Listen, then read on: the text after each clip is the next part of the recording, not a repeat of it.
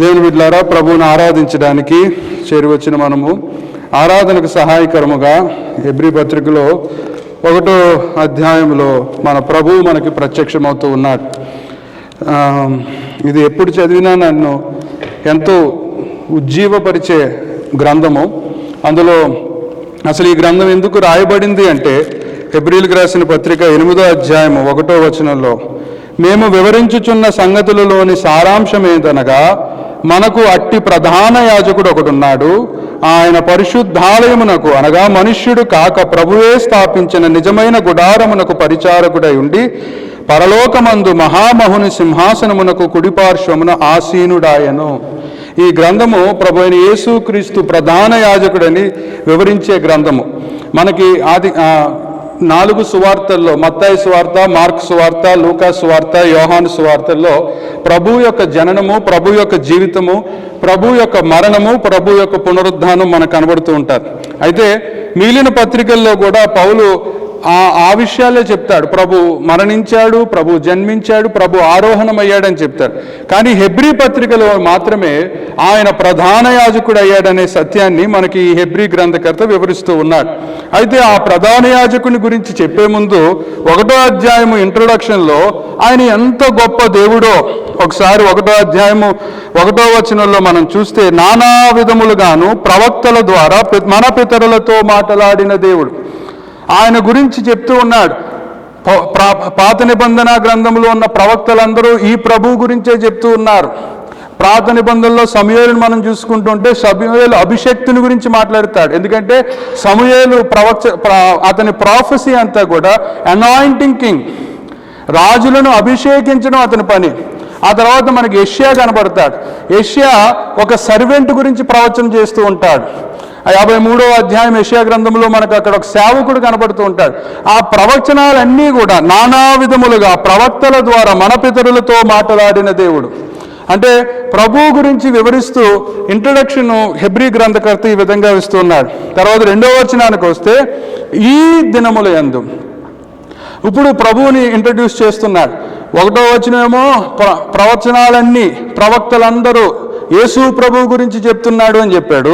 2వ వచనానికి వచ్చేటప్పటికి ఆ చెప్పిన వ్యక్తి ఎవరో కాదు, మన ప్రభు అయిన యేసుక్రీస్తు అని చెప్తూ ఆయన గురించి కొన్ని విషయాలు చెప్తున్నాడు. ఆయన ఆ కుమారుణ్ణి సమస్తమునకు వారసునిగా నియమించెను. ఆస్తి అంతా, ఈ భూమి ఎవరి పేరు మీద రాశాడు, ఆకాశం ఎవరి పేరు మీద రాశాడు, పక్షులు ఎవరి పేరు మీద రాశాడు, జంతువులు ఎవరి పేరు మీద రాశాడు. ఏమంటే మీ పేరు మీద ఆస్తులు ఉన్నాయి, ఇక్కడ మీ అందరి పేరు మీద ఎంతో కొంత ఆస్తులు ఉన్నాయి. కానీ సమస్తము, ఆ మాట చదవండి, సమస్తమునకు వారసునిగా నియమించెను. మన ప్రభు అయిన యేసుక్రీస్తుని ఈజ్ ద హెయిర్. అంతరిక్షము, సూర్యచంద్ర నక్షత్రాలు, అసలు ప్రపంచంలో మనకి కంటికి కనబడుతున్న అన్నిటి మీద వారసుడు ఎవరు అంటే ఎవరని హెబ్రీ గ్రంథకర్త చెప్తున్నాడు? ఎవరండి? మన ప్రభు అయిన యేసుక్రీస్తు. తర్వాత మళ్ళీ యేసు ప్రభు గురించి ఇంకో ప్రశస్తమైన మాట చెప్తున్నాడు. ఆయన ద్వారా ప్రపంచములను నిర్మించెను. ఆయన నిర్మాణకుడిగా మనకు కనబడుతున్నాడు. ఆయన ఈ సమస్త సృష్టికి వారసుడిగా కనబడుతూ ఉన్నాడు. ఆయన లేకపోతే ఈ సృష్టి లేదు. ఆయన తండ్రితో కలిసి త్రిత్వమై ఆయన ఈ సృష్టిని సృష్టించాడు, భూమి ఆకాశములను సృష్టించాడు, ఫౌండేషన్లో ఆయన ఉన్నాడు. ఆయన జలచరాలను సృష్టించాడు. నోటితో అగ్ని, సూర్యుడు కలగమనగా వెలుతురు పుట్టింది. ఆయన నోటితోనే ఇదంతటినీ సృష్టించాడు. అందుకే హెబ్రీ గ్రంథకర్తున్నాడు, ఈ ప్రధాన యాజకుడు ఎవరంటే ఆయన ప్రపంచములను నిర్మించెను. It is not we made America. It is not we who made India. It is not we who made Australia. నిర్మించింది ఎవరు? మన ప్రభు అయిన యేసుక్రీస్తు. తర్వాత 3వ వచనానికి వస్తే, ఆయన దేవుని మహిమ యొక్క తేజస్సు, the radiance of his glory. ఎవరు? మన ప్రభు అయిన యేసుక్రీస్తు. ఆయన దేవుని యొక్క తేజస్సు.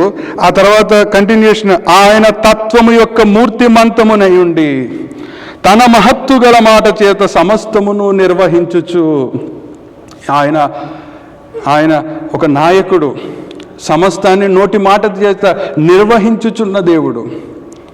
ఆయన దేవుని యొక్క తేజస్సు, the glory, the radiance of God's glory was revealed to us through Jesus Christ. నేను ఇదంతా చదువుతున్నప్పుడు ద డివినిటీ ఆఫ్ క్రైస్ట్ మనకు కనబడుతుంటుంది. ఆయన దైవత్వం ఎంత పవర్ఫుల్లో మనకు తెలియజేయబడుతూ ఉంటుంది. హెబ్రీ గ్రంథం 1వ అధ్యాయంలో.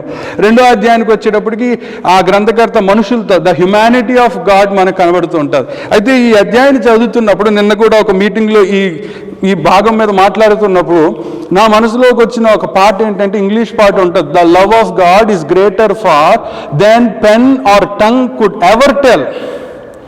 ఒక దేవుని ప్రేమను వివరించడానికి ఈ మన కలము సరిపోదు, మన నాలుకలు సరిపోవు అనే పాట నేను విన్నాను నిన్న ప్రేయర్ మీటింగ్ అయిపోయాక, మామూలు మెడిటేట్ చేస్తున్నప్పుడు. ఆ తర్వాత ఆ పాటలో O love of God how rich and pure the angels and saints song అని అంటాడు. ఆ ప్రేమ ఎంత గొప్పదంటే, అది ఎంత పవిత్రమైనదంటే, పరిశుద్ధులు దేవదూతలు పాడే పాట కదా అని చెప్తూ ఆ పాటలో ఉంటుంది. ఏంజల్స్ అండ్ సెయింట్స్ సాంగ్, దేవుని ప్రేమ గురించి దేవదూతలు ఎవరు పరిశుద్ధులు పాడతారు అని ఆ పాట వింటున్నప్పుడు, ప్రకటన గ్రంథంలో వర్ది ఈజ్ ద ల్యాంబ్ అని 12 మంది పెద్దలు, అలాగే పరిశుద్ధులు, సంఘము, దేవదూతలు, we are going to sing one day. హెబ్రీ పత్రిక 12వ అధ్యాయంలో ఆ పరిశుద్ధ పర్వతమైన సియోను మీద we are going to worship the Lord. అయితే ఈ వర్షిప్లో ద మెయిన్ థీమ్, ఇప్పుడు ఈ హెబ్రీలకు రాసిన పత్రిక అంతా కూడా the power of God, the majesty of God, the exaltation of the God, the highness of God అనేది మనం చూస్తూ ఉంటాం. అయితే ఒకసారి యోహాను సువార్త 13వ అధ్యాయం దగ్గరికి వస్తే, ప్రేమ అంటే he is such a powerful God. సమస్తము ఆయన ద్వారా సృష్టించబడింది. He is the radiance of God's glory. But let us come to John chapter 13. యోహాను సువార్త 13వ అధ్యాయానికి మనం వద్దాం. యోహాను సువార్త 13వ అధ్యాయంలో 3వ వచనం మనం చదువుదాం. తండ్రి తన చేతికి సమస్తమును అప్పగించెననియు, తాను దేవుని యొద్ద నుండి బయలుదేరి వచ్చెననియు, దేవుని యొద్దకు వెళ్ళవలసి ఉన్నదనియు యేసు ఎరిగి. హీ నోస్ హిస్ పవర్ అని యోహాన్ చెప్తున్నాడు. ఒక మాటలో చెప్పాలంటే he knows who he is అనేది కూడా యోహాన్ చెప్తూ ఉన్నాడు అని చెప్పాక నెక్స్ట్ వచనానికి రండి. 4వ వచనంలో జాన్ చాప్టర్ 13 verse 4, భోజన పంక్తిలో నుండి లేచి తన పై వస్త్రము అవతల పెట్టి వేసి ఒక తువాలు తీసుకొని నడుమునకు కట్టుకొనెను. అంతటా పల్లెములో నీళ్లు పోసి శిష్యుల పాదములు కడుగుటకు తాను కట్టుకొని ఉన్న తువాలుతో తుడుచుటకును మొదలుపెట్టెను. ఇట్లు చేయుచు ఆయన సీమోను పేతురు నొద్దకు వచ్చినప్పుడు, ప్రభువా, నీవు నా పాదములు కడుగుదువా అని ఆయనతో నేను. అందుకు యేసు, నేను చేయుచున్నది ఇప్పుడు నీకు తెలియదు కానీ ఇక మీదట తెలుసుకొందువని అతనితో చెప్పగా. హెబ్రీ పత్రికలో ఎవరిని చూసాం మనం? సమస్తానికి వారసుడైన వాడిని చూసాం. హెబ్రీ పత్రికలో ఎవరిని చూసాం? ప్రపంచాలను నియమించిన వాడిని మనం చూసాం. హెబ్రీ పత్రికలో ద గాడ్స్ రేడియన్స్ గ్లోరీ, మహిమను, తండ్రి మహిమను ప్రత్యక్షపరిచిన వాడిని మనం చూస్తాం. ఆ తర్వాత అదే పత్రికలో కిందకి వెళ్తే హీఈస్ ఎగ్జాల్టెడ్ హై, ఆయన దేవదూతల కంటే ఉన్నతమైన స్థితికి వెళ్ళిన ప్రభువుని మనం చూసినాం. ఇప్పుడు the saints and angels song అనే మాట నాకు వచ్చినప్పుడు ఈ 13వ అధ్యాయం దగ్గర నేను ఆగిపోవాల్సి వచ్చింది. అలాంటి దేవదేవుడు తెలియక కాదు, అందుకే జాన్ ఇంట్రడక్షన్లో 3వ వచనంలో ఆయన దేవుని దగ్గర నుండి వచ్చినని ఎరిగి, he knows he came from the lord, he knows what he is doing and what he is doing now. ఆ ప్రేమను చూడండి, ఆ ప్రేమ ఎంత మహోన్నతమైందంటే, మనం ఎవరన్నా మన ఇంటికి వచ్చిన వాళ్ళు కాలు మనం కడుగుతామా? మన సాంప్రదాయ ప్రకారం పని వాళ్ళతో కడిగిస్తాం, అవసరమైతే ఇంట్లో పనిచేసే వాళ్ళతో కడిగిస్తాం. యజమానుడు కాలు కడగడం ఎక్కడైనా చూసారా? మా నాన్నగారు కానీ మీ నాన్నగారు కానీ ఇంటికి వచ్చినోడు కాలు కడిగి మనం చూసామా? అలాంటి దేవదేవుడు, the radiance of God's glory, సమస్తానికి వారసుడైన వాడు, సమస్తాన్ని సృష్టించిన వాడు, ఆయన నాకు అనిపించింది, ఒకసారి పరలోకం ఏమైపోయి ఉంటుందో ఒకసారి ఆలోచించండి. సెయింట్స్ అబ్రహాము, ఇస్సాకు, యాకోబు, దావీదు, యెషయా, ఇర్మియా, ప్రవక్తలందరూ ఒక చోట, పరిశుద్ధులందరూ ఒక చోట, మోషే ఒక చోట, దేవదూతలందరూ ఒక చోట, స్వర్గం అంతా ఆ సన్నివేశాన్ని చూసినప్పుడు you are the radiance of God's glory, you are the one who created the nations. ఆయన దేవదూతల పాదాలు కడగల, దేవదూతల రెక్కలు కడగల, ఆయన ఎవరి పాదాలు కడగడానికి సిద్ధపడ్డాడు? What love! ప్రేమకి ఏం చెప్దాం ఇప్పుడు? ఈ ప్రేమకు దేంతో కంపేర్ చేద్దాం?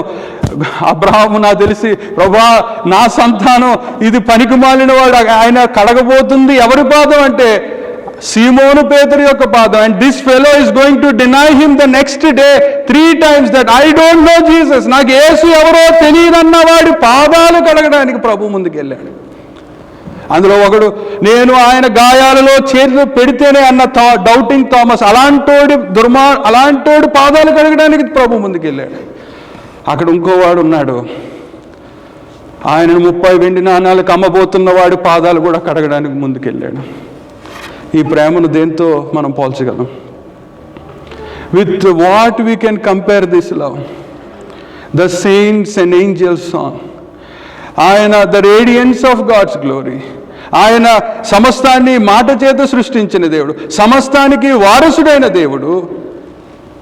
ఈ యోహాను సువార్త 13వ అధ్యాయంలో మాట వినని వాడిదే పాదాలు కడగడానికి, ఆయన్ని అమ్మేయడానికి సిద్ధపడిన వాడి పాదాలు కడగడానికి, నువ్వు నిజంగా నేను కంటితో చూస్తే గాను నమ్మను అని అనుమానించిన వాడి పాదాలు కడగడానికి మన ప్రియ ప్రభు ఆయన నడానికి కొడ్డ కట్టుకొని,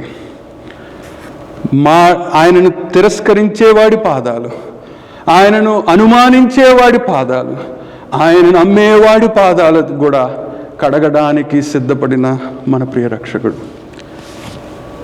ఈ ప్రేమకి ఏమని మనం పేరు పెట్టగలం? ఆ పాటలో అంటాడు, ద ఓషన్స్ మే డ్రై, మహాసముద్రాలలో ఉన్న నీళ్ళన్నీ పోగేసి నీ ప్రేమ గురించి రాసిన అవి తట్టుకోవు ప్రభు, అవి సరిపోవు ప్రభు అని ఆ భక్తుడు రాయడం జరుగుతుంది. ఈ రాత్రి ఆయన ఆరాధించడానికి వచ్చిన మనం హెబ్రీ పత్రికలో చూస్తే ద డివినిటీని మనం చూసాం, దైవత్వాన్ని చూసాం, ఆయన శక్తిని చూసాం, ఆయన పరిపాలత్వాన్ని చూసాం, నోటి మాట చేత సమస్తాన్ని సృష్టించిన వాడని చూసాం. ఆ దేవుడు నడుం కట్టుకొని పాపాత్ములము అపనమ్మకస్తులమైన మన పాదాలు కడగడానికి ఆయన సిద్ధపడ్డాడు. అక్కడ ప్రభు అంటాడు, ఇది ఇప్పుడు జరగకపోతే you can't partake with the table.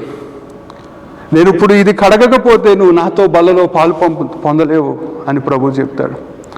అది ఆలోచిస్తున్నప్పుడు అక్కడ ఆయన నీటితో వాడి ఆ శిష్యుల పాదాలు కడిగితే, నాలాంటి పేతురుతో పోలిస్తే నేను అసలు సరిపోను, లేదా మన అనుమానాలు అనుమానాలతో పోలిస్తే మనవి అసలు ఎంతో భయంకరమైన అనుమానాలు, అలాంటి మనల్ని ఆయన రక్తంతో కడిగాడు.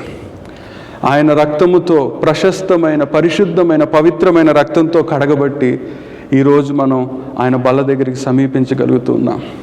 ఏమని చెప్పగలం ఈ ప్రేమకు? ఓ భక్తుడు ఇలా రాశాడు, ప్రేమ మృతధారలు చెందిన యేసుకు సమమెవరు? ఆయన ప్రేమ మృతధారలో అవి చిందించబట్టి, అది మనల్ని కడగబట్టి ఈరోజు మనం ఆయన సన్నిధికి రాగలిగాం. ఆ సన్నివేశం ఆలోచించండి. పరలోకం, ఆ దేవదేవుడు, the radiance of God's glory, he's cleaning the feet of disciples. Angels ఏమనుకుంటుంటాయి? ఆ పాత నిబంధన పరిశుద్ధులు చూసి అసలు వాళ్ళకి ఏంటిది అసలు? ఆ దేవదేవుడు మా డిసెండెంట్స్ పాదాలు కడగడం ఏంటి? ఆలోచించండి. ఆ ప్రేమను మనం గుర్తు చేసుకుంటాం. We can't compare that love. అది అసలు అర్థం కాని ఆ ప్రేమ. కానీ ఒక భక్తుడు ఈ విధంగా చెప్పాడు, హీస్ లవ్ ఇస్, అది కడిగే ప్రేమ అన్నాడు. తర్వాత కడగడమే కాదు, టవల్ తీసుకొని కడిగిన తర్వాత తుడిచిన ప్రేమ అంట. ఆ మాట విన్నప్పుడు నాకు ఆ మాటలు లేవు. ఆయన ప్రేమ కడగడమే కాదు, ముందు నడానికి కట్టుకోవడమే కాదు, కడిగిన ప్రేమ, తుడిచిన ప్రేమ, బల్ల దగ్గరకు ఆహ్వానించిన ప్రేమ.